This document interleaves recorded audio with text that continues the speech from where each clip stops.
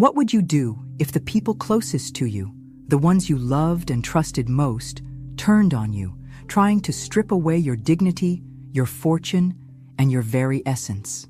This is a story of betrayal, emotional warfare, and the unexpected strength of a woman pushed to her breaking point. Join me as I take you through a journey of pain, revenge, and ultimately, redemption. Don't forget to comment where you're watching from. Let's dive in. I've spent the last few years of my life watching everything slip through my fingers. I'm 72 now, and I'm no stranger to the weight of loneliness. When I look in the mirror, I don't see the vibrant woman I once was, full of dreams and hopes for the future. No, instead, I see a tired woman. A woman shaped by the harshness of betrayal, by the endless stream of mistakes, regrets, and sacrifices that seem to follow me like a shadow. I live alone now, in a large, isolated mansion that no longer brings me joy. My ex-husband, John, and I built this house together. We were married for nearly 30 years, but the love we once had faded long ago, replaced by tension, accusations, and silence. He left when Samantha, my daughter, was still in her teens. She was angry with me back then, angry that I tried to protect her from that boy, the one who was so wrong for her. I didn't know it at the time, but he wasn't just trouble. He was the one thing that would shatter my relationship with her forever. Samantha went to live with her father after we divorced. She didn't want to be under my roof, not with all my rules and restrictions. She thought I was controlling, always telling her what to do, always trying to guide her in the right direction. That was the last time she truly needed me, and after that, she pulled away. She turned to John, who, I suppose, gave her everything she wanted, and I was left here, alone. I never thought she'd come back, ever. After all these years, I figured she was doing just fine with her father, living her life, getting into trouble on her own, far from my reach. But, as life often does, it threw me a curveball when Samantha came knocking on my door, at the age of 33, with no job, no prospects, and no place to stay. She wanted to move back in, and I foolishly allowed it. She was different now, but the same in many ways. The girl I raised, the one who used to need me, had grown into someone I hardly recognized. She was careless, irresponsible, and completely dependent on me. Her presence, once comforting, now grating, was a reminder of my failures as a mother. And so I did what any mother would do. I tried to help. I let her borrow my car, my prized possession, hoping it might give her a sense of independence, some semblance of responsibility. I never expected what came next. It happened on a Friday night, just a week after I let her take the car. Samantha came home late, the car scraped up and dented. She was fine, but the vehicle was damaged. "I'm sorry, Mom," she said, but her tone was flat, not a hint of regret in her voice.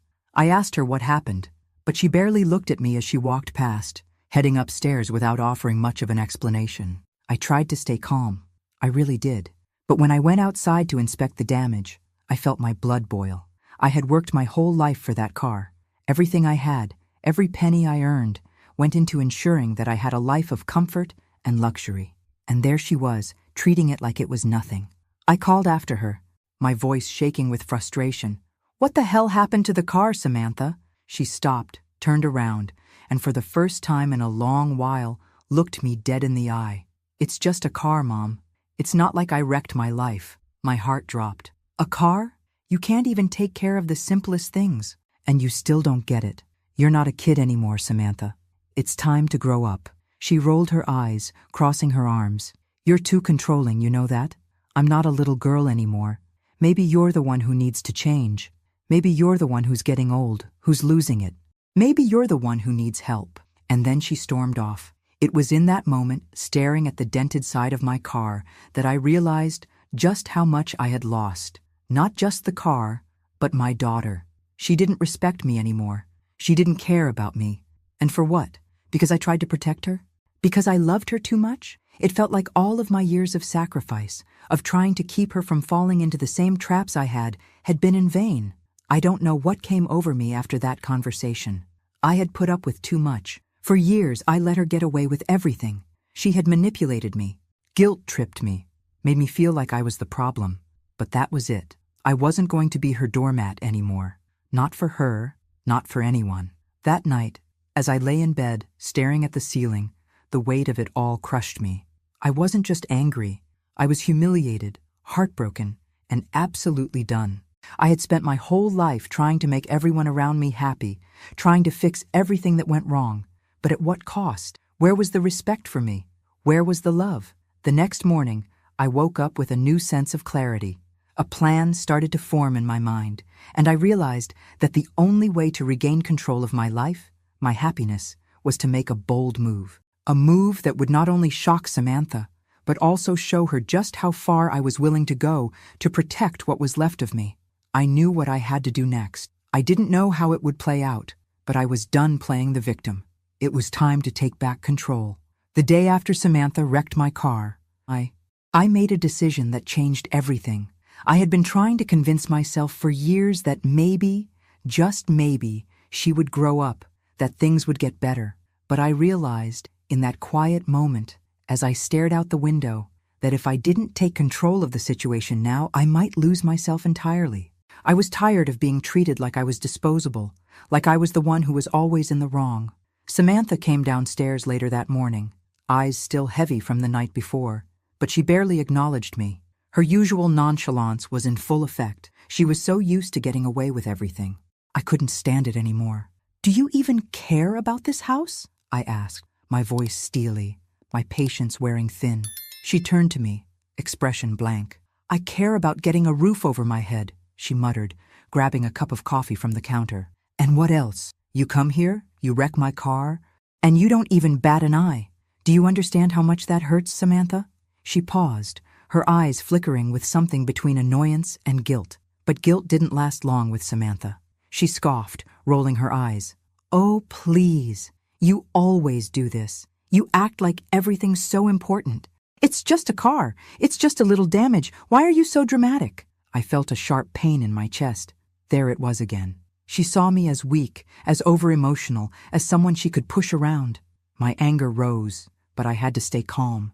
Had to stay focused. I couldn't let her turn the tables on me again. "Do you think that's all it is, Samantha?" I stood up, my voice steady but firm. "I work for everything I have. Everything in this house is here because I made it happen. And you come in here like you own the place, like I'm your personal ATM. I can't do this anymore. I'm done being your doormat." She looked at me, lips curling into a smirk. "So what? You're kicking me out? You're going to send me back to Dad? Do it then. I don't care." I shook my head, my heart aching at the coldness in her words. "No, Samantha, I'm giving you an ultimatum. You're staying here, and you're going to find a job. You're going to start taking responsibility for yourself. You're going to stop using me as your safety net." Her eyes widened slightly, and for a moment there was a flicker of surprise, maybe even fear. But then she crossed her arms, squaring her shoulders like she was ready for a fight. "And what if I don't? What will you do then, huh? You gonna put me out on the street?" I could feel the walls closing in around me, but I pushed through it. "If you don't get a job, Samantha, I'm selling this house. I'm moving to somewhere smaller, and I'll give you 1 month to figure it out, or you'll have to leave. I'm done supporting you like this. I've had enough." She stared at me, her lips pressed together in a thin line. I could see her mind working, processing my words. I wasn't sure if she believed me, or if she thought it was some empty threat, but I meant it. For the first time in a long time, I meant it. "You can't be serious," she said, shaking her head. "You're just saying that to control me, to make me feel small, but you're not going to do it. You love this house too much. You'll never sell it." "You're wrong," I said, my voice unwavering. "I'm not doing this for you. I'm doing it for me. I can't keep living like this, pretending that everything's fine when it's not." For the first time in years, I felt like I was standing my ground. I had no idea what would happen next, but I knew I couldn't keep letting her treat me like I was invisible, like I didn't matter. Samantha stood there silent for a moment. Then, without another word, she turned and walked away. I didn't know if she was angry, confused, or just indifferent, but I didn't care. I had said what needed to be said. Later that day, I made the call. I contacted a real estate agent and started the process of selling the house. The decision felt like a weight lifting off my shoulders, but also like a door slamming shut. I wasn't sure what I would do next. The house had been my home for so many years, but the more I thought about it, the more I realized how suffocating it had become. This house was full of memories, memories of a life that no longer fit the woman I was becoming. That night, I lay in bed, staring at the ceiling, thinking about everything that had happened. The years of marriage, the long hours I spent working, the endless attempts to fix things that were broken. But nothing ever felt right. My daughter had become someone I didn't recognize. She was selfish, entitled, and didn't seem to care about anything beyond her own comfort. I couldn't let her keep walking all over me. I couldn't keep letting her destroy everything I'd worked for. But what hurt the most was that she didn't even see it. She didn't see me, didn't care about what I had sacrificed. And yet, she still expected me to give everything to her. I felt a fire building inside me, a resolve I hadn't felt in years. It was time to take control of my life again. I didn't know what was coming next, but I was done being passive. I wasn't going to let her or anyone else walk all over me anymore. As I closed my eyes, I realized something.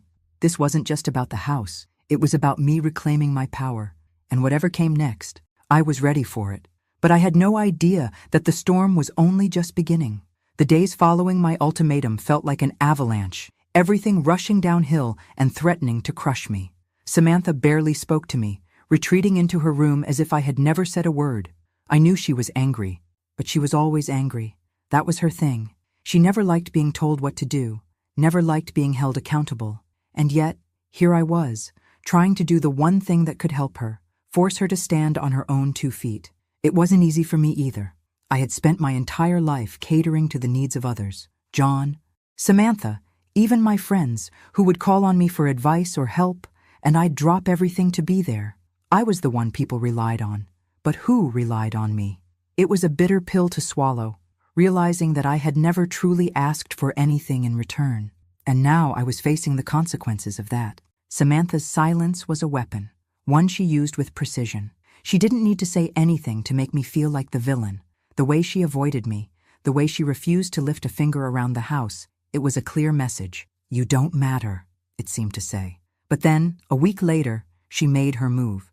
John called me that evening, his voice gruff and tired, the tone instantly triggering a wave of frustration in my chest. We hadn't spoken much in recent years, aside from the occasional terse exchange over Samantha's well-being. I had always hoped that the separation between us was final, that he'd move on and leave me to do the same.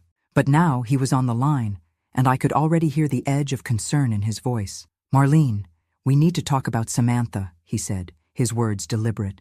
What about her? I replied, my patience already running thin. I've made my position clear, John. She's staying here under my roof, and she's going to get a job. I'm not a babysitter anymore. I know, but she's in a bad place, he said, his tone dropping into something more insistent. You're being hard on her. She's not the same person she used to be. She's struggling, Marlene. I think you need to reconsider your ultimatum. Struggling? I scoffed. She's 29 years old. She's not a child anymore. I've done everything I could for her, John. And look where we are now. There was a long pause on the other end of the line. Marlene, you need to understand something. She's been saying some things about you. She's worried about you. She says you're losing it, that you're not thinking clearly anymore. And she wants to make sure you're okay. I felt my stomach churn. The familiar knot of anger twisted inside me. What the hell are you talking about? She thinks maybe you need professional help, he continued, his voice a little softer, but the words hitting like daggers. She's worried you're getting old. Marlene, you're not the woman you used to be. And maybe it's time for you to take a step back and get some help, for your own good. My hands shook as I gripped the phone tighter. I had heard this before, only it wasn't coming from her. This time, it was coming from him. The man who had left me, the man who had never understood my sacrifices, my struggles, the same man who had failed me in every way possible. You think I need help? I asked, my voice low and deadly quiet. After everything I've been through, everything I've done for that child, you think I need help? I'm just saying. Maybe it's time, John insisted. She's making plans to help you get the right care, Marlene. She just wants what's best for you. I wanted to scream, to throw the phone across the room, but I couldn't. I had to hold it together. I had to show him that I wasn't the frail, confused woman he thought I was, that I was still the woman who had built everything with my own hands. I'm fine, John. I don't need anyone's help, not yours, not Samantha's. I'm perfectly capable of making my own decisions. But as I hung up the phone, my mind raced. They were plotting against me. Together. John and Samantha, working in tandem to strip me of my dignity, my freedom. They wanted to take control of my life. They thought I was old, weak, and foolish. They were wrong. And I knew that if I didn't act quickly, they would succeed. They'd force me into some facility, some place where I could be looked after, and my wealth would be theirs to manage. All of it. My hard-earned money, my future, my autonomy, gone. I couldn't let that happen. Not after everything I had endured. Not after everything I had fought for. The next day, Samantha confronted me. She stood in the kitchen, her arms folded, her expression that of someone who knew they had won. I could see the arrogance in her eyes, the belief that she was in control. She had probably imagined that I would back down, that I would apologize for my hardness, that I would go back to being the mother she could manipulate. But I wasn't the same woman anymore. I had changed, and she was about to learn that. I don't want to fight anymore. Mom, Samantha said, her voice soft and disarming. I just want you to see that I'm trying. I'm really trying. I want us to be okay. We've been through so much. I'm worried about you. I know what you're doing, I said, my voice steady. You're not trying to help me, Samantha. You're trying to control me. Just like he is. Her face faltered for just a second, but she quickly regained composure. That's not true. I love you, Mom, but you're not yourself anymore. I'm just looking out for you. I laughed bitterly. Looking out for me? Or looking out for yourself? The silence stretched between us, thick and suffocating. For the first time in years, I saw the crack in her armor. She didn't know how to respond. She had thought I'd cave in, that I'd apologize for being too controlling, but I wasn't backing down. Not this time. I was done being her victim. Done being their pawn. The next few days passed in a haze. I kept my distance from Samantha. I knew what she was planning. She had already set her sights on what she wanted. My money, my house, my life. But what she didn't know was that I had already begun to take steps of my own. I started looking into my finances, everything I had worked for, and making plans. I wasn't going to let her or John take anything from me. But even as I did, I felt a sense of dread creeping up on me. What if it was already too late? What if they had already set everything in motion? The battle had just begun, and I had no idea where it would take me. But one thing was clear. They were about to learn just how far I was willing to go to protect everything I had. The days dragged on, and every moment felt heavier than the last. I couldn't escape the overwhelming feeling that I was being suffocated by Samantha, by John, by their manipulations. It was as if the walls were closing in on me, and the only way out was to fight my way through it. Samantha, despite her earlier attempts at feigning concern, kept her distance. It was almost as if she were waiting for me to crack, to beg her for forgiveness, to let her back into my life as if everything were normal. But nothing was normal. Not anymore. She had crossed a line, and now she was no longer my daughter. She was a stranger, someone who wanted to control my life, just as John had for all those years, and I wasn't going to let her. That night I sat in the quiet of the living room, the silence of the house pressing down on me. I thought about everything that had happened, the decisions I had made, the pain I had endured, and the realization that I could no longer remain passive. I had to take control back. I had made up my mind. I wasn't going to let her use me any longer. I had to show her, show them both, that I could stand on my own, that I was still the woman who had built a life from nothing, who had worked tirelessly to create something meaningful. I wasn't going to let them take that from me. The phone call to the real estate agent was the first step. My hands trembled as I dialed the number, but I couldn't let the fear paralyze me. I had made the decision, and now it was time to follow through. I needed to sell this house, the house that had once been my home, that had been filled with the sounds of my daughter's laughter, the memories of a life that felt so distant now. But it wasn't just about the house. It was about my future. It was about me reclaiming the control I had lost. The agent confirmed that everything would be set in motion immediately. I felt a strange sense of relief, but at the same time, a deep ache in my chest. This house had been the one constant in my life for so many years, but I had to let it go. For my own peace of mind, for my own sense of self-worth. The next morning, I went to the bank. I withdrew a portion of my savings, the money I had accumulated over decades. It wasn't a small sum. It was enough to give me the freedom I needed to make decisions on my terms. I wasn't going to let John or Samantha control it, not anymore. As I left the bank, I felt a small flicker of empowerment, like I was finally taking control of something in my life. But as I drove back home, I couldn't shake the feeling that I was being watched. Samantha was home when I returned.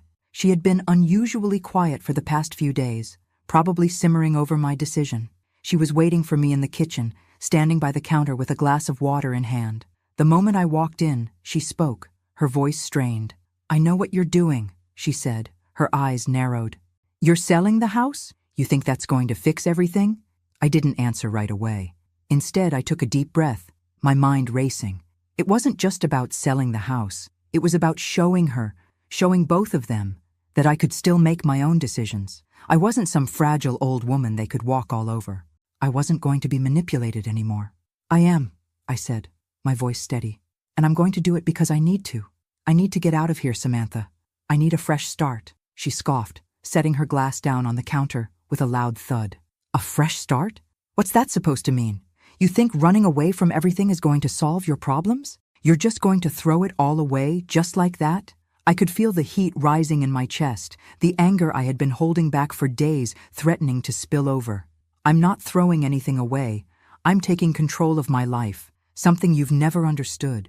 You've always taken everything I've given you and never once thought about what I needed." Her face flushed, and I could see the tension in her body. For a moment, she seemed to hesitate, like she wanted to say something, but couldn't find the words. And then, in a burst of frustration, she finally spoke. "You're not the same anymore, Mom. You've changed, and not for the better." She paused, and I could see the tears beginning to form in her eyes. "I'm just trying to help you. Why can't you see that?" I shook my head, my heart heavy with disappointment. "I don't need your help, Samantha, not like this. You don't get to control my life anymore." Her face crumpled, and for a split second, I almost felt pity for her. She was lost, scared, and maybe even regretful.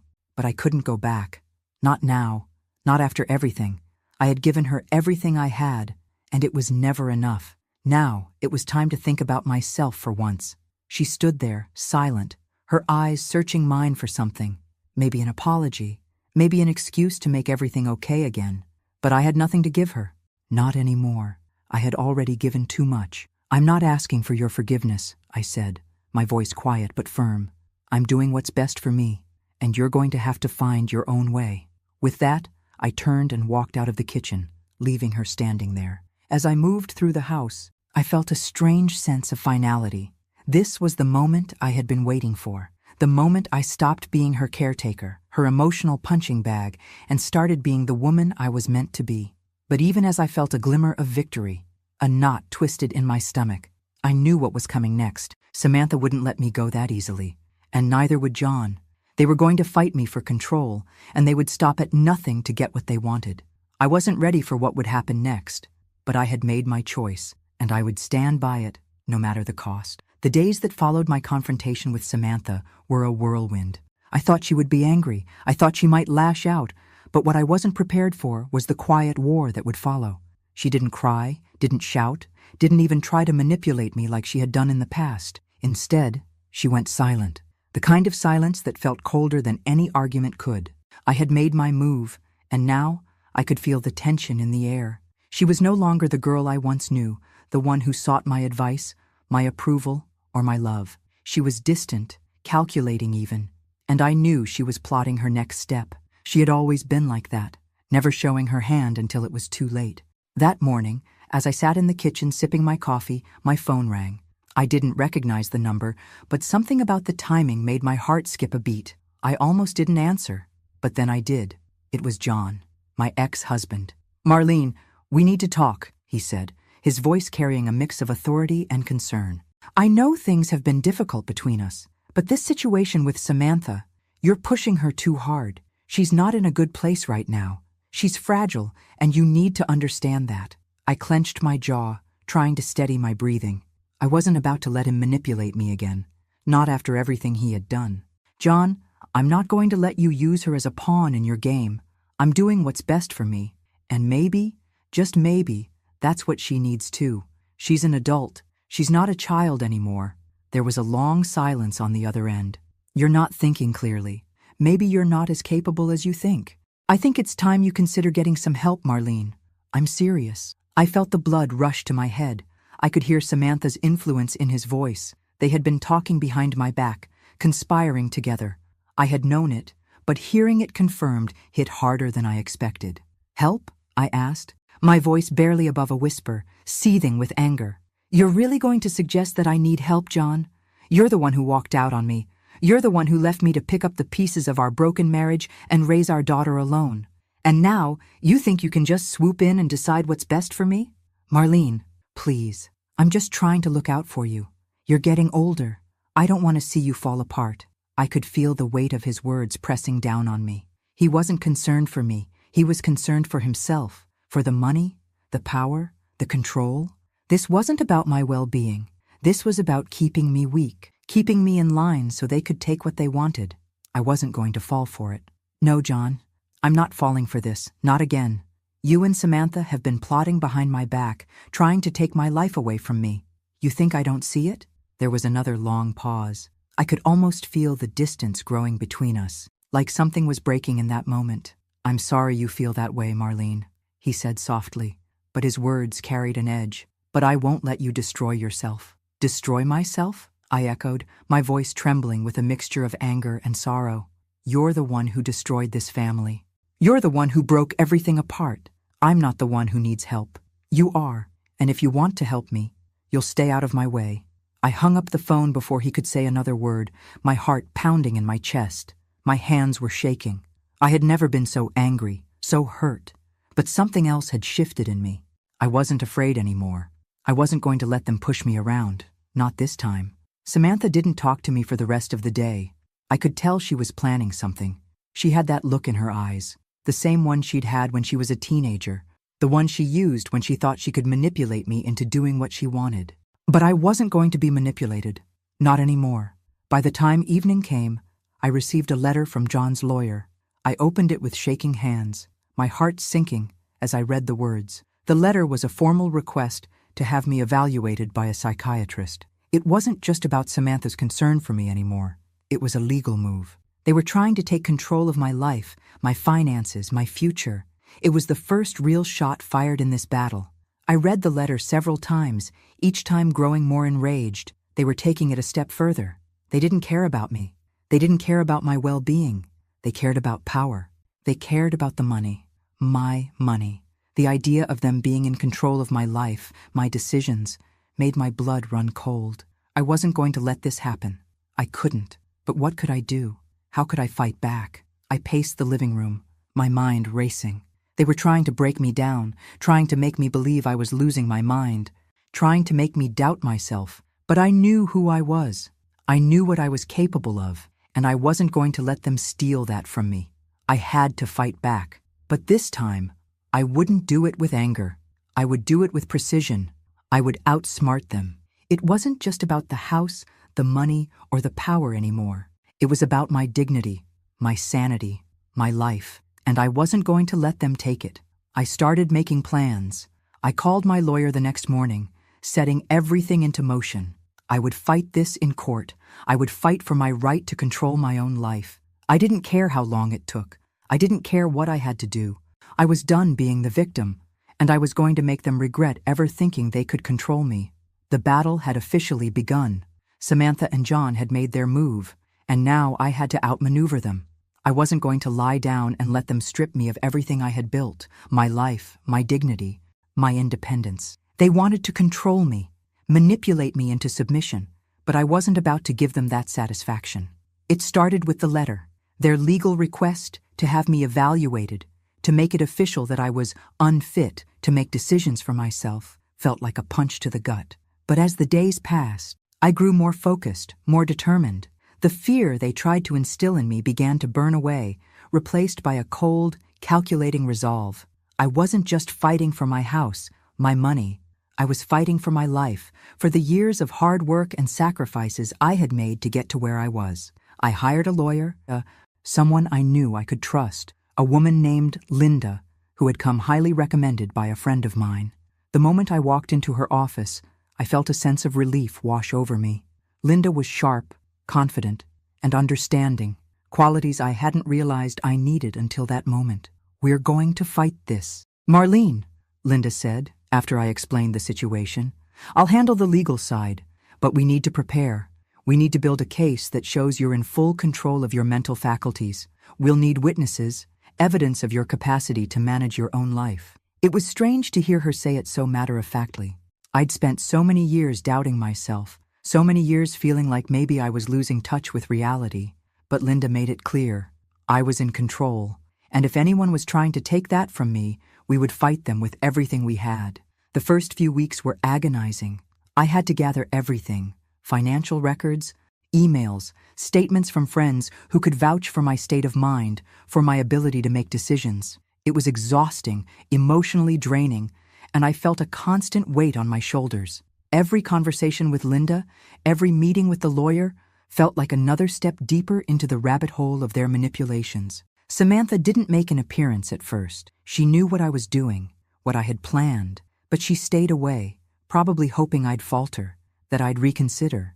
Maybe she thought I'd come to my senses, realizing how difficult I was making things. But what she didn't realize was that the more she stayed silent, the stronger I became.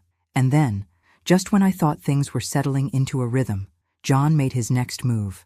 It was a phone call, a late-night one, and the tone in his voice instantly put me on alert. There was no pleasantry, no concern for how I was doing.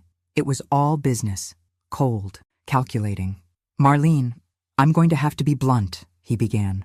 I've spoken to Samantha, and she's worried about you. She's concerned about the strain this is all putting on you. You've been acting erratically. We both agree that it might be best if we take this to court and let a judge decide what's in your best interest. I felt my hands tremble, but I didn't let my voice crack. You're not going to get away with this, John. You and Samantha can plot all you want, but I'm not going down without a fight. I'm in control of my life, and I'm not handing that over to you. There was a long pause on the other end of the line. I could hear the sound of his breathing, but it wasn't the tired, resigned breath of a man who was ready to give up. It was the breath of someone who was already planning his next move, his next strike. You can keep fighting this, Marlene, he said, his voice cold. But in the end, you'll lose. Samantha will make sure of that. I slammed the phone down before he could say anything else. The nerve of him. How dare he think he could dictate the course of my life? I wasn't some old fool, some helpless woman who could be pushed around anymore. I had been silent for too long. I had let them make decisions for me, make me feel invisible. But that was over. I took a deep breath and looked at the papers scattered across the table in front of me. I had a plan, and it was all coming together. Every witness, every email, every shred of evidence pointed to one thing. I was in control of my faculties. I was more than capable of managing my own life. But I knew this wasn't going to be easy.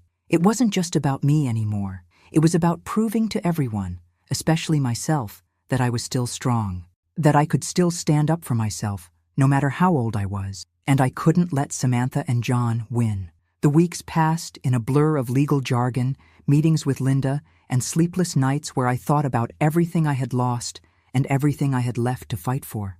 But through it all, one thing kept me grounded. I wasn't alone. Linda was there, helping me piece everything together. I had friends who believed in me, who had been there when I needed them most. And as much as Samantha and John thought they could tear me apart, I was stronger than they realized. One evening, I received a call from Linda with an update on the case. The hearing was set for the following week. It was time for all of this to come to a head. The next few days were a whirlwind. I was nervous, of course. Who wouldn't be? But I had prepared for this. I knew my truth, and I was ready to stand up in that courtroom and tell it. When the day of the hearing finally arrived, I felt a strange sense of calm. As I sat in the waiting area, watching people come and go, I realized how much this moment meant to me. It wasn't just about proving them wrong. It wasn't even about winning. It was about taking back my life, about showing them and myself that I still had power. And as we were called into the courtroom, I knew that whatever happened next, I was going to walk out of there with my head held high, because I was no longer just the woman they thought they could control. I was a fighter, and I was ready to win. But I couldn't shake the nagging thought. If they were willing to go this far, how far would they go to make sure I lost? The courtroom was colder than I imagined. The walls felt like they were closing in on me as I sat there, waiting for the proceedings to begin. I had prepared myself mentally, reminding myself over and over that I wasn't just fighting for my finances, my house, or my independence. I was fighting for my dignity. I was fighting to prove that I was not the fragile, easily manipulated woman my ex-husband and daughter thought I was. I sat next to Linda, my lawyer, trying to steady my breathing. She was calm, focused, as always, scribbling notes on her legal pad. I envied that about her, her ability to keep her composure in moments like these. The truth was, I was terrified.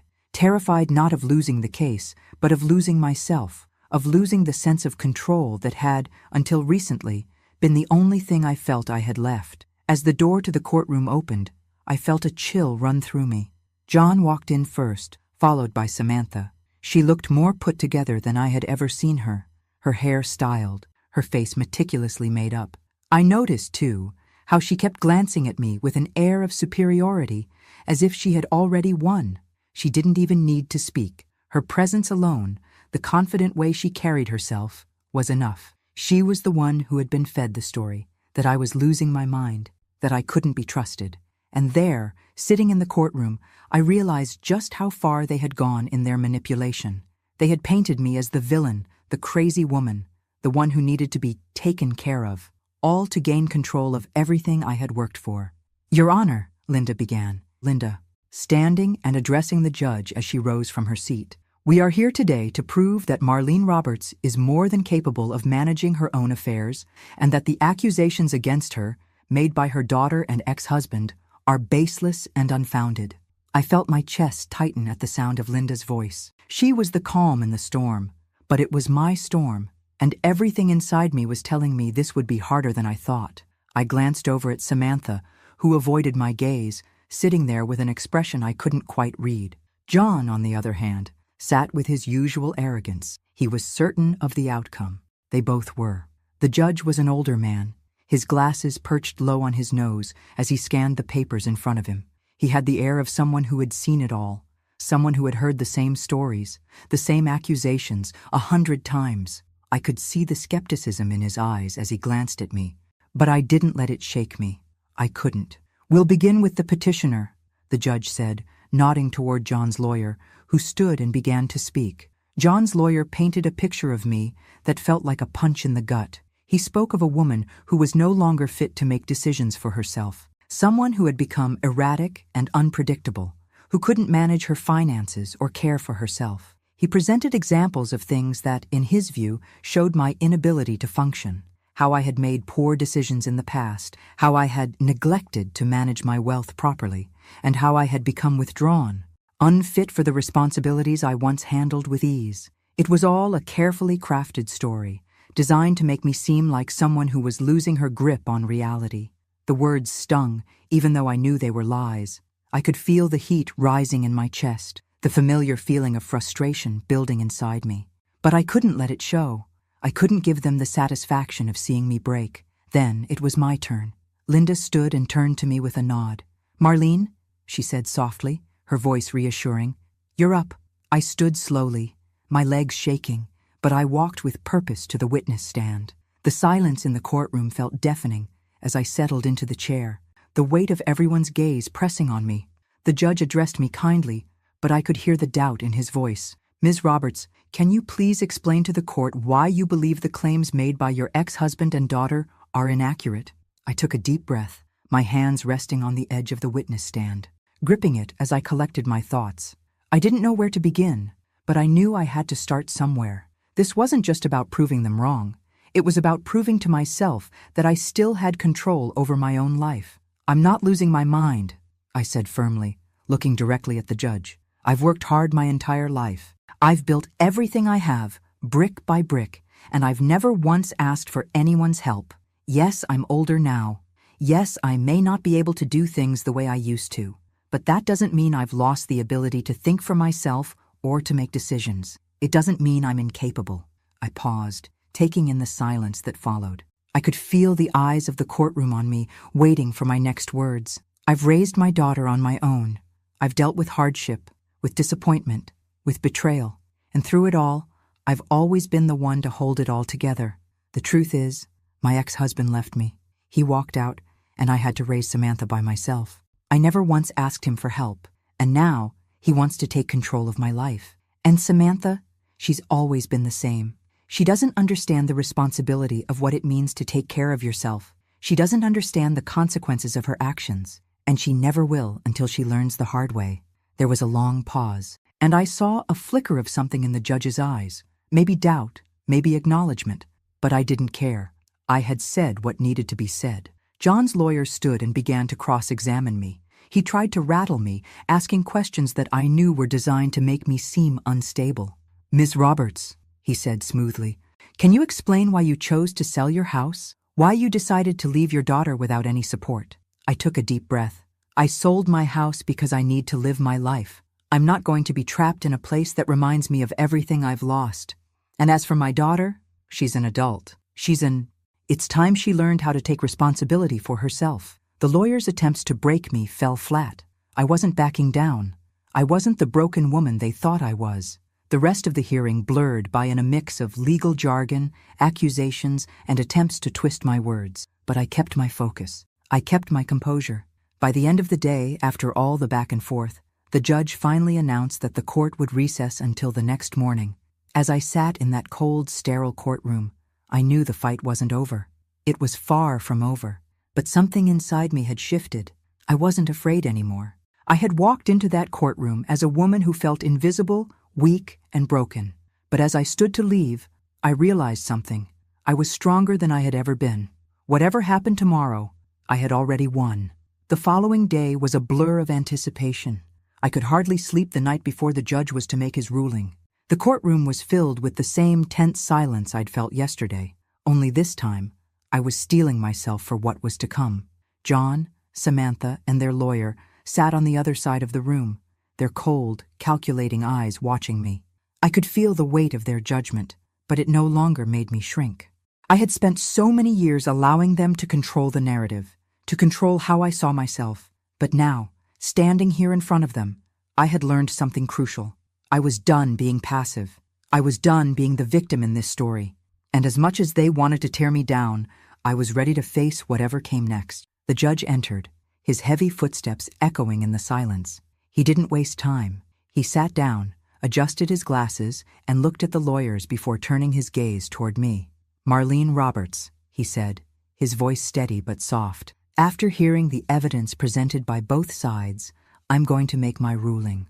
You've had a long, difficult path, but the court must decide whether you're capable of managing your own affairs or if someone needs to take over that responsibility." I felt my heart beat in my throat. This was it. This was the moment that would decide everything. John's lawyer was the first to speak, standing up with his usual air of authority. "Your Honor, the evidence is clear. Ms. Roberts has shown erratic behavior, has made decisions that are clearly beyond her capacity, and continues to put her own well-being at risk. The situation with her daughter is one example, and the sudden decision to sell her home, without any rational explanation, speaks volumes about her instability." I wanted to scream, to argue that they were twisting the truth, but I stayed quiet, my hands gripping the edge of the table as I watched the proceedings unfold. Samantha didn't say a word. She sat there, watching the lawyer speak with a smug look on her face, like she knew the outcome already. I could feel her eyes boring into me. She hadn't said much during the entire case. I was sure she thought she was above it all, that I was already defeated. But I wasn't. The judge listened patiently, then nodded. "I understand the arguments made by both parties, but, Ms. Roberts, I've also heard your side, your testimony about your ability to live independently, to manage your own affairs. The court has a responsibility to protect those who cannot care for themselves, but it also has a duty to respect personal autonomy." My mind raced, my hands sweaty, but I didn't let my nerves show. I had worked so hard to prove to everyone, especially myself, that I could still make decisions for my life. I was in control. I wasn't the woman they thought I was. The judge paused before continuing, his voice growing more measured. "After considering all the evidence, and given your age and your history of managing your financial and personal affairs, I find that there is insufficient proof to declare you unfit to make your own decisions. You will maintain control over your finances, your health, and your life." I felt a rush of relief flood through me, like a dam breaking open. My hands trembled, but I stood up straighter. I had won. The ruling wasn't just a victory in court, it was a victory over everything I had ever been made to believe about myself. It was a triumph over John, over Samantha, over every voice that told me I wasn't good enough, strong enough, or capable enough. John's face fell, and I couldn't help but feel a pang of satisfaction at seeing the arrogance drain from his expression. For once, it wasn't him who held the power, it was me. Samantha, too, looked stunned, but it was the briefest flicker of surprise. She quickly masked it with her usual indifference. I could see the wheels turning in her head. She had probably expected me to cave, to be the passive, weak woman she had always assumed I was. But she was wrong. "We are done here," the judge declared, standing up and signaling the end of the hearing. "Ms. Roberts, the court finds in your favor. Your case is closed." As I gathered my things and left the courtroom, I felt a sense of finality, like a chapter was closing, and for the first time in years, I was in control of the narrative. I wasn't defeated. I had fought back, and I had won. But as I walked out of the courthouse, I knew this victory wouldn't come without consequences. I had made it clear to John and Samantha that I wasn't someone to be controlled. That alone would be enough to stir resentment, and I couldn't be sure what lengths they would go to next. As I got into my car and drove home, I felt a strange calm wash over me. The weight of their expectations, the suffocating grip they had on my life, had finally been broken. But it wasn't just about the court ruling. It was about me, finally taking back control, finally refusing to be manipulated by the people I had once trusted the most. I knew the next few months would be difficult. There would be anger, frustration, and attempts to regain control. But I wasn't afraid. I had already won the most important battle, the one where I reclaimed my own strength. And as the sun began to set, casting a warm glow across the horizon, I couldn't help but feel a sense of freedom that I hadn't felt in years. I was no longer a woman trapped by her past, by her mistakes, by the demands of others. I was free to live my life on my terms, and nothing would take that away from me again. The days following the court ruling were a strange mix of relief and unease. I had won. I had stood my ground, fought for my autonomy, and proven to the court and to myself that I was still capable, still strong, still in control. But with that victory came an undeniable tension, a new layer of uncertainty. Samantha and John weren't the types to just walk away. They didn't give up easily. They had always expected me to be the one who bent, the one who compromised, but that wasn't happening anymore. Samantha barely spoke to me after the hearing. She seemed distant, withdrawn, as though she was biding her time, plotting her next move. I could feel the storm brewing, but I wasn't sure when it would hit. It was a strange thing, living in the same house as someone who was, at one point, your child, yet now felt more like a stranger who had grown cold and distant. Her silence was as loud as any argument, and it gnawed at me in ways I couldn't explain. One evening, as I sat on the back porch with a cup of tea, trying to clear my mind, Samantha came outside. Her footsteps were heavy, deliberate, but she didn't sit down beside me. Instead, she stood by the railing, staring out into the darkening sky. The tension between us was thick, palpable. It felt like there was something unsaid hanging in the air, something I wasn't sure I was ready to hear. "You know," she said quietly, her back to me, "I never thought you'd actually do it. I never thought you'd fight back like this." I didn't answer right away. Part of me wanted to keep my distance, to ignore the conversation altogether. But this was the moment, wasn't it? The moment when everything could either fall apart or begin to heal. So I took a deep breath and turned toward her. "I had no choice," I said softly. "You and your father made it clear that you thought I was incapable. You thought I couldn't make decisions for myself. And I had to prove to you both that I wasn't losing my mind. I'm still me, Samantha. I'm still capable."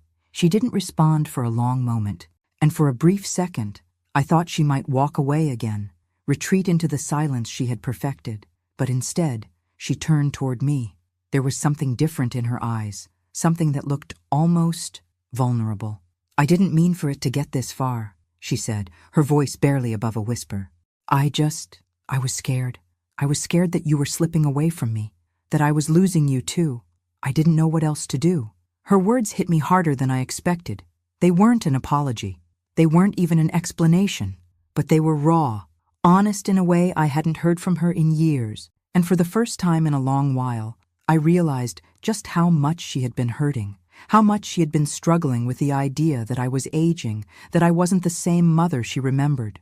"I was scared, too," I said, my voice thick with emotion. "I was scared that you'd never learn how to take responsibility for your own life, that you'd keep using me, keep thinking you could manipulate me into doing whatever you wanted. But now, I see you. I see your fear, and I see that you're lost. But you have to find your own way. I can't do it for you anymore." For a moment, there was nothing but silence between us, the weight of unspoken truths hanging in the air. And then, to my surprise, she stepped closer to me. Her posture softened, her shoulders no longer tense. She stood there for a long time, just looking at me. "I don't know if I'm ready for all of this, Mom," she said, her voice shaky. "But maybe I need to start trying." I didn't know what to say. Part of me wanted to reach out, to hold her, to tell her that everything would be okay. But another part of me knew better. I couldn't protect her anymore. She had to learn to navigate life on her own, just as I had done. "I know," I said simply, my voice steady, yet heavy with the realization that everything had changed between us. "But you're going to have to figure it out, on your own." She nodded slowly, a quiet tear slipping down her cheek, though she quickly wiped it away. For the first time in years, I saw my daughter as someone who might one day understand me again. I didn't know when that would happen, or if it ever would. But in that moment, I felt a flicker of hope. Hope that maybe, just maybe, we could rebuild what had been broken. The next few weeks were quiet. Samantha stayed in her room more, only coming out when necessary. She wasn't the same person she had been before the court hearing. There was a new wariness in her, a distance that wasn't there before. But it wasn't hostility. It was something else, a kind of quiet acceptance that things had changed, that she couldn't just expect me to be the same woman she had manipulated in the past. She had to find her way forward, just like I had done all these years. But it wasn't just Samantha I had to worry about. John, of course, wasn't going to let this go quietly. The lawyer he had hired had sent a few more letters, each one more threatening than the last. He wanted to try to reopen the case, to challenge the ruling. But I wasn't worried anymore. Linda had made it clear that there was no basis for an appeal. The case was closed. I had won. Still, the anxiety lingered in the back of my mind. I couldn't shake the feeling that this wasn't over, not by a long shot. They would keep coming after me, trying to break me, trying to tear me down. But I was ready for it. I had faced their lies, their manipulations, and I had fought back. I had proven to them and to myself that I was stronger than they had ever given me credit for. I wasn't going to let them take away my life, and I wasn't going to let them take away my peace. For the first time in years, I could see a future ahead of me, a future where I was in control, and no one, not John, not Samantha, was going to take that from me again. As I sat on the porch, watching the sunset with a quiet sense of resolve, I realized something. The victory wasn't just in the court ruling. The victory was in the woman I had become, the woman who had finally found her voice, the woman who was no longer afraid to stand up for herself. And for the first time in a long time, I was okay with that. Days turned into weeks, and though the immediate legal battle was behind me, the storm was far from over. Samantha and John hadn't given up entirely, even if their efforts had waned for the time being. I knew them too well. They would find a way to regain control. It was only a matter of time, but for now there was peace. A tentative peace, but peace nonetheless. Samantha, to my surprise, began to make small efforts to take responsibility for herself. She found a part-time job at a local bookstore. It wasn't much, but it was a start. I didn't comment on it, didn't congratulate her. She had to know deep down that this was the beginning of something much bigger than her. She had to learn to stand on her own, just as I had learned to stand on my own after John had left. One evening, as I sat at the kitchen table, going through some old letters I had put off reading for years, I heard her footsteps approach. She stood in the doorway, her eyes hesitant, but no longer filled with the usual arrogance. "I got a shift this weekend," she said quietly, her hands nervously twisting the hem of her sweater. "It's not much, but it's a start, right?" I looked up from the letter in front of me, meeting her gaze. Her face, which had once been so closed off and defensive, was softer now, vulnerable in a way I hadn't seen before. "It's a start," I said simply, not wanting to overstep or push her too hard. This wasn't something I could fix for her, no matter how much I wanted to.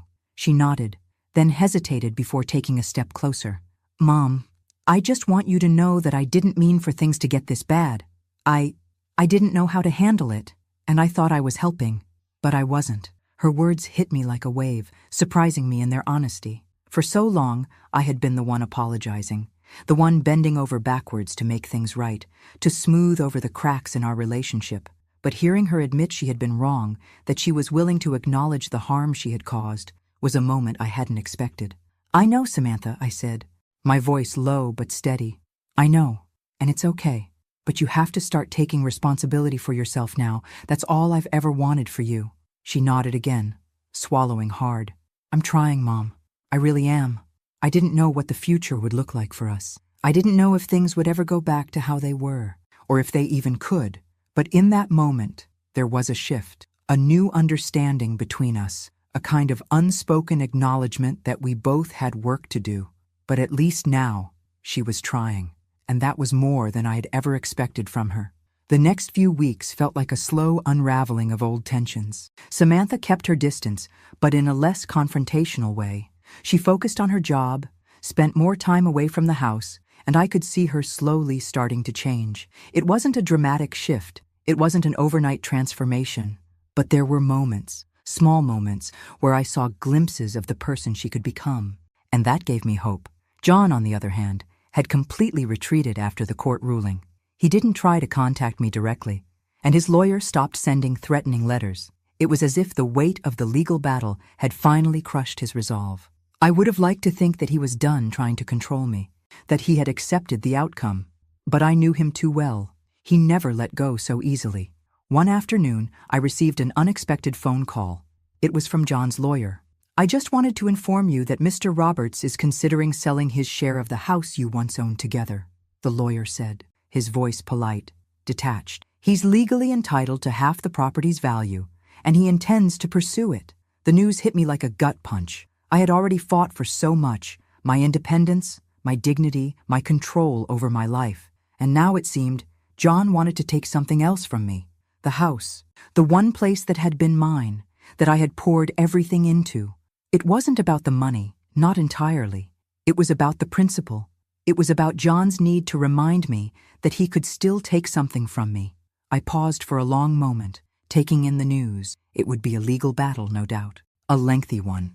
He knew I couldn't afford to drag this through court again. I could feel the old familiar anxiety creeping in, but I quickly pushed it aside. I had fought this fight before, and I could do it again. "No," I said firmly. "Tell Mr. Roberts that I have no intention of selling the house. If he wants his share, he can take it to court, but I won't be bullied into giving it up."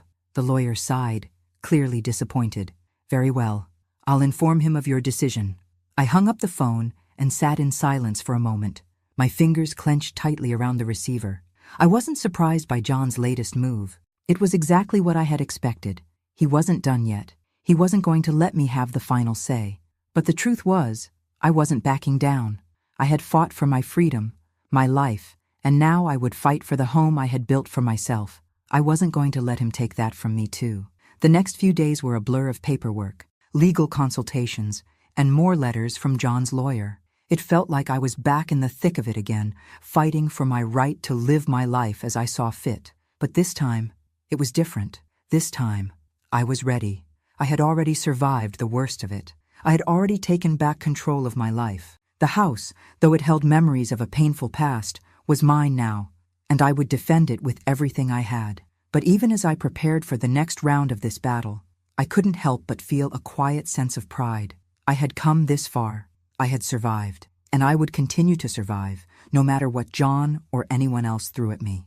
As I looked out the window, watching the sun set on the horizon, I realized something. This wasn't just a fight for a house, or for my finances, or for my future. It was a fight for my peace of mind, and I was ready to win. Whatever came next, I would face it head on, because I had already proven something far more important than anything else. I was in control of my own life, and that was worth everything. The fight over the house wasn't something I had anticipated after the court ruling.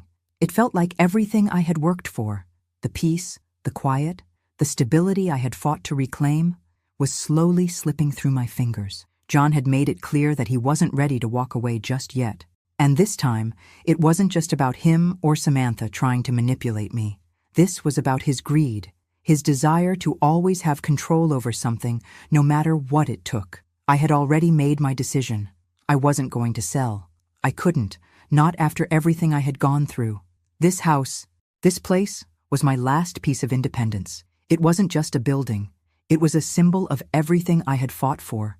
But as the days passed, and John's lawyer sent one letter after another, I began to feel the pressure mounting. I had to respond. I had to fight back, or I would lose everything I had worked so hard to rebuild. I didn't know how long I could go on like this. The legal costs were eating away at me, and the constant barrage of letters and threats was wearing me down. I had been through this before, but this time felt different. This time, it wasn't just about me. It was about my future, my peace, and the life I wanted to lead. I had spent too many years being dragged through the mud by people who couldn't understand that I was capable of making my own decisions. Samantha remained quiet, as she had for weeks. She still hadn't fully come to terms with the changes between us. I could see the weight of the situation on her, but she didn't know how to handle it. She had always been the one in the background, the one who relied on me, who manipulated the situation to fit her needs. Now, she had to face the consequences of her actions. One afternoon, after a particularly stressful phone call with my lawyer, I found myself standing on the porch again, staring out at the garden. The peacefulness of it seemed so distant, almost surreal in the midst of everything happening. I had spent so many years trying to protect my daughter, trying to make things right for her, for us, but I was beginning to realize that the life I had wanted for her, the one I had dreamed of, was slipping away. I couldn't protect her anymore. She had to learn to stand on her own. I wasn't prepared for the knock on the door that evening. When I opened it, I found Samantha standing there, her face puffy from crying. For a moment, I felt a pang of concern, but then she spoke, and her words caught me off guard. "I'm sorry," she said, her voice trembling. "I've been an idiot. I've hurt you, and I didn't even realize it." I didn't know what to say. I had spent so many years trying to reach her, trying to make her see the consequences of her choices, but it had never gotten through. And now, here she was, finally admitting she was wrong. "I've been selfish," she continued, her eyes wet with unshed tears. "I've been so caught up in my own issues, in my own fear of losing you, that I didn't even stop to think about what you've been through. I didn't see that you were just trying to protect me, trying to do what was best for me. And I'm sorry for all the times I made you feel like you didn't matter. You do matter. You matter more than anything." I didn't know how to respond. I had been waiting for this moment, but now that it was here, I wasn't sure if I could let go of the anger, the hurt, the years of frustration. But there was something in her eyes, something in the way she spoke, that made me believe she was finally starting to understand. "I don't expect you to forgive me," she added, wiping her eyes, "but I want to try. I want to fix things. I want to be the daughter you deserve." There was a silence between us, the weight of everything we had been through hanging in the air. But for the first time in years, I felt like there was a possibility of healing. Maybe it wouldn't be easy, maybe it wouldn't happen overnight, but this was the start of something new. "I don't know if I can just forget everything, Samantha," I said softly, my voice thick with emotion. "But I'm willing to try. We'll take it one step at a time." She nodded, and for the first time in a long time, I saw a glimmer of the person I had always hoped she would be. Not perfect, not without faults, but someone who could learn, who could grow. The next few weeks were quieter. Samantha began working harder at her job, showing up on time, taking more responsibility. It wasn't easy for her. She stumbled, she made mistakes, but each time she got up, tried again, and took another step forward. I saw the change, even if it was slow. It wasn't perfect, but it was progress. Meanwhile, John continued his attempts to force me into selling the house. Each letter from his lawyer felt like another blow, another attempt to break my resolve, but I didn't let it shake me. I wasn't going to give up. Not this time. I knew that I couldn't change the past. I couldn't undo the years of mistakes and regrets that had led us here. But I also knew that I had control over my future. And if that meant standing firm against John, against Samantha, against anyone who tried to take my peace away, then I would do it. One day, as I sat at the kitchen table with a cup of tea, I picked up the latest letter from John's lawyer. I had already prepared myself for this moment. I wasn't going to back down. I folded the letter, set it aside, and turned my attention to the window, watching the sunlight filter through the trees in the garden. For the first time in a long time, I felt a sense of calm settle over me. I had fought for everything I had. I had fought for my life, my dignity, and my freedom. And I wasn't about to let anyone take that from me. Not now, not ever.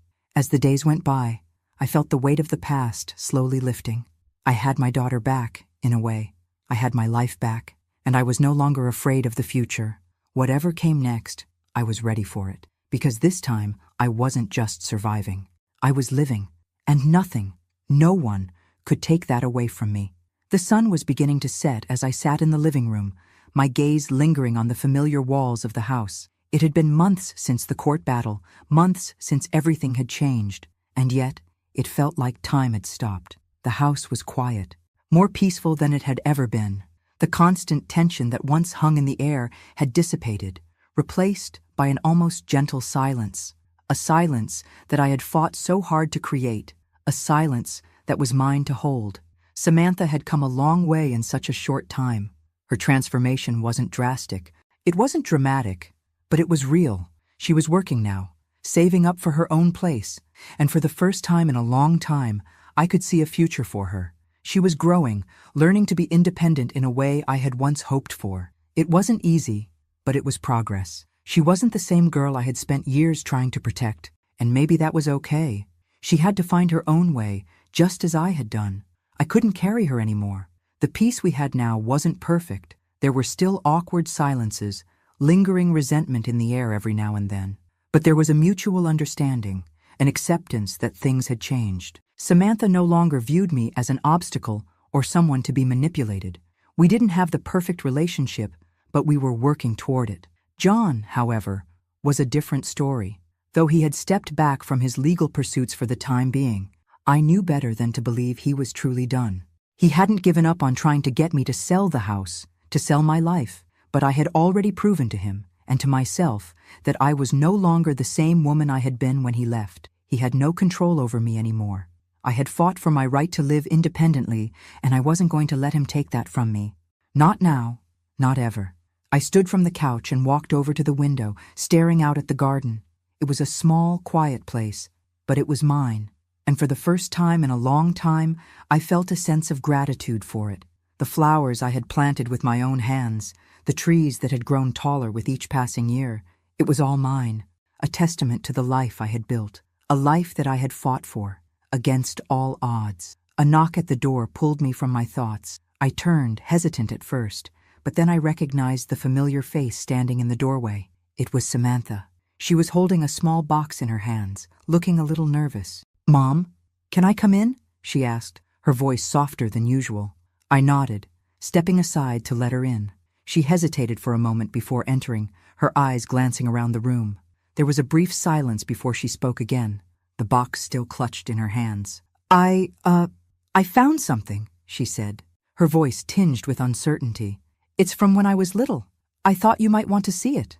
I looked at her curiously, as she placed the box gently on the coffee table. The moment she opened it, a wave of memories flooded my mind. Inside, there were old photographs, pictures of Samantha and me from when she was a child, from a time before the pain, before the distance between us grew. There was one of us at the beach, her smile wide as she held up a seashell she had found. Another of her sitting on my lap, both of us laughing. They were moments I had long forgotten, moments before everything became so complicated. I swallowed hard, feeling a lump in my throat. For a second, I couldn't find the words. Seeing these pictures, these glimpses of the mother and daughter we once were, stirred something deep within me. I had been so focused on the hurt, the betrayal, that I had forgotten the good, the love we had shared. "I remember this," I said quietly, picking up the photo of us at the beach. "You were so happy. We were so happy." Samantha nodded, her eyes softening. "I know. I remember it too, Mom. I miss that. I miss us." The words hung in the air between us, heavy with the weight of everything we had been through, but also filled with the potential of what we could still become. I could see the sincerity in her eyes. She was trying, really trying. And for the first time in so long, I felt a sense of hope that we could rebuild, even if it meant starting from scratch. I miss that too, I replied, my voice barely above a whisper. But we can still have something. We can still find a way back. She sat down beside me on the couch, and for the first time in a long time, we were just mother and daughter again. We didn't have all the answers. We didn't have the perfect relationship, but we had each other, and that was enough for me. The silence between us wasn't uncomfortable this time. It was peaceful. As we sat together, looking at the old photographs, I realized that I had something I hadn't had in years: peace. I had fought for it, and I had won. The future was still uncertain. There would be challenges ahead, and the road wouldn't always be easy. But I had proven to myself, to John, and to Samantha, that I was strong, that I was capable, that I was the one in control of my life, and whatever came next, I would face it on my own terms. With my daughter by my side, we were no longer just mother and daughter. We were two women who had learned to stand on our own, who had been through hell and come out stronger. Together, we would build a new future, one step at a time. And as the sun set on another day, I knew that the worst was behind me. The battle was over, and now, finally, I could rest, because I had won. Thanks for listening. Don't forget to subscribe and feel free to share your story in the comments. Your voice matters.